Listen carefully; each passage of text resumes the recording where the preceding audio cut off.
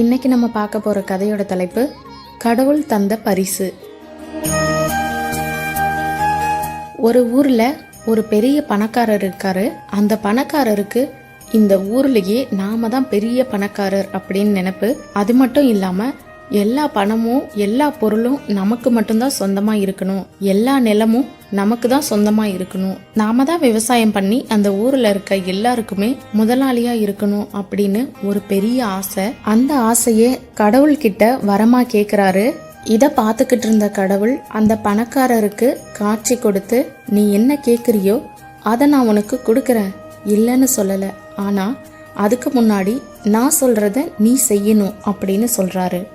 உடனே அதுக்கு அந்த பணக்காரர், பரவாயில்ல சாமி, நீங்க என்ன சொன்னாலும் நான் அதை கேட்குறேன், எனக்கு நீங்க காட்சி கொடுத்து நான் கேட்ட வரத்தை தரேன்னு சொன்னதே பெரிய விஷயம்தான் அப்படின்னு சொல்றாரு.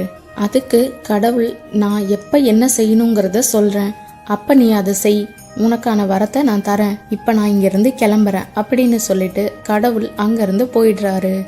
அதுக்கு அடுத்ததா அதே ஊர்ல இருக்கக்கூடிய ரொம்பவே கஷ்டப்படுற ஒரு ஏழைய சந்திக்கிறாரு. கடவுள் அந்த ஏழை முன்னாடி காட்சி கொடுத்ததும் அந்த ஏழை கடவுளை பார்த்து, சாமி நீங்களா, நானே எதிர்பார்க்கலையே, எனக்கு நீங்க காட்சி கொடுப்பீங்க, இந்த ஏழைய திரும்பி பார்ப்பீங்கன்னு நான் நினைக்கவே இல்லை அப்படின்னு சொல்றாரு. அதுக்கு கடவுள், சரிப்பா, நீ கஷ்டப்படுறத நான் பார்த்துக்கிட்டு இருந்தேன், அதனால மனசுக்கு ரொம்ப வருத்தமா இருந்தது, உன்னோட நிலைமைய பார்த்துட்டு உனக்கு ஏதாவது தேவையா அப்படின்னு கேட்டுட்டு போலான்னு தான் வந்தேன், உனக்கு என்னப்பா தேவை அப்படின்னு கேட்டாரு. அதுக்கு அந்த ஏழை, எனக்கு எதுவும் தேவையில்லைங்க சாமி, எனக்கு சாப்பாடு 3 வேளையும் இருக்கு, மற்றபடி இந்த ஊர் உலகத்துல நல்லா மழை பெஞ்சு விவசாயம் செஞ்சு எல்லாரும் நல்லபடியா இருந்தா போதும் அப்படின்னு சொல்றாரு. தன்னோட கஷ்டத்தை காட்டி, எனக்கு இது வேணும் அது வேணும்னு அந்த ஏழை சாமி கிட்ட எதையுமே கேட்கல.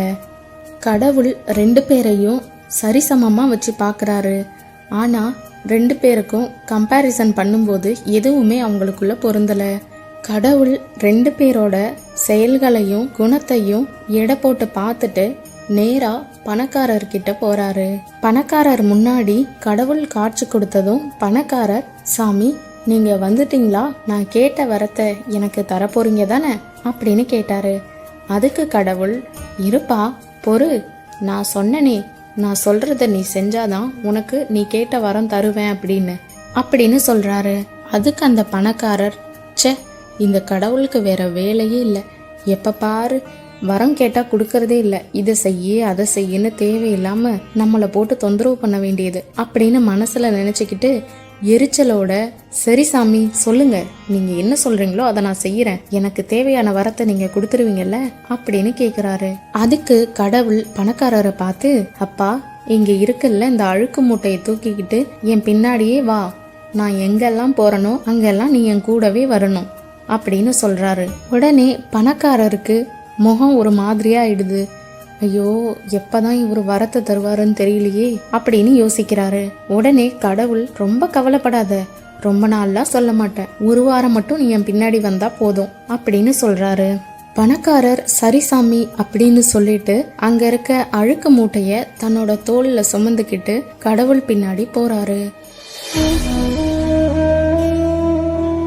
ஒவ்வொரு தடவையும் அந்த மூட்டையை இறக்கி வைக்கும் போதும் தான் தோல்ல சுமக்கும் போதும், இந்த மூட்டையில் அப்படி என்னதான் இருக்கு, வெறும் அழுக்கா இருக்கு, இத போய் சுமக்க சொல்றாரு, நான் எவ்வளவு பெரிய பணக்காரன், எனக்கு போய் இந்த நிலைமையா அப்படின்னு மனசுல நினைச்சுக்கிட்டே ரொம்ப எரிச்சலோட தூக்கி சுமக்கவும் வைக்கவும் செய்யறாரு.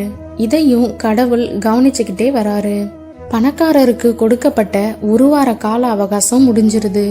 கடவுள் பணக்காரர்கிட்ட, இங்க பாருப்பா, நான் 1 வாரம் வெளியே போக வேண்டியது இருக்கு, போயிட்டு வந்துதான் அந்த வாரம் தர முடியும், அது வரைக்கும் இந்த மூட்டைய ரொம்ப பத்திரமா பாத்துக்க அப்படின்னு சொல்றாரு. அதோட தப்பி தவறி கூட நீ இந்த மூட்டைய திறந்து பார்க்கவே கூடாது அப்படின்னு சொல்றாரு. பணக்காரர் ரொம்ப எரிச்சலோட, சரிங்க சாமி, சீக்கிரமா வந்து வரத்தை கொடுங்க அப்படின்னு சொல்றாரு. கடவுள் போனதும் அந்த பணக்காரர் அந்த மூட்டைய பிரிச்சு பாக்குறாரு. அந்த மூட்டை முழுசா வெறும் மாட்டு சாணங்களா இருக்கு. அதை பார்த்த உடனே இந்த பணக்காரருக்கு செம்ம கோவம் வந்துருது. அந்த மூட்டையை தூக்கி ரோட்ல போட்டுறாரு. அந்த வழியா அந்த ஏழை வந்துகிட்டு இருக்கான். அதை பார்த்ததும், அச்சச்சோ, இந்த மாட்டு சாணத்தை யார் இப்படி ரோட்ல இறைச்சி வச்சது அப்படின்னு சொல்லிக்கிட்டே அந்த மாட்டு சாணங்களை எல்லாத்தையும் அள்ளி அந்த அழுக்கு மூட்டையில போட்டு தன்னோட வீட்டுக்கு எடுத்துட்டு போயிடுறாரு. அடுத்த ஒரு வாரம் கழிச்சு கடவுள் அந்த பணக்காரரை வந்து சந்திக்கிறாரு. அப்பா, நான் கொடுத்த மூட்டை எங்க? உனக்கான வரத்தை கொடுக்கலான்னு வந்திருக்கேன் அப்படின்னு சொல்றாரு. பணக்காரருக்கு ரொம்பவே கோபம் வந்துருது.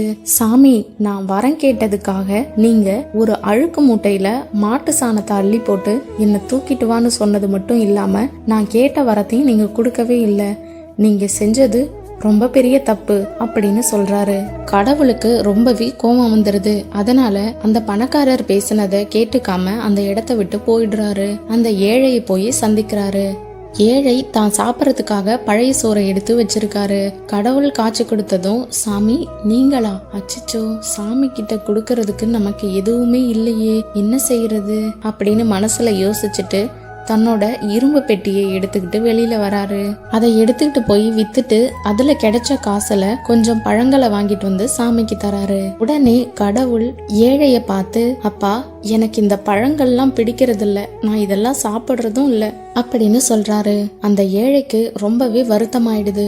அச்சச்சோ, இனிமே சாமிக்குன்னு கொடுக்கறதுக்கு நம்ம கிட்ட எதுவுமே இல்லையே அப்படின்னு மனசுக்குள்ள நினைக்கிறத சாமி கிட்டையும் சொல்றாரு.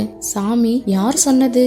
உன்கிட்ட எனக்கு கொடுக்கறதுக்கு ஒண்ணு இருக்கு, அதை கொடுக்கறியா அப்படின்னு கேக்குறாரு. அது என்னவா இருக்கும் அப்படின்னு மனசுக்குள்ள யோசிச்சுட்டு, இல்ல சாமி, உங்களுக்கு கொடுக்கற அளவுக்கு என்கிட்ட எதுவுமே இல்லையே அப்படின்னு சொல்றாரு.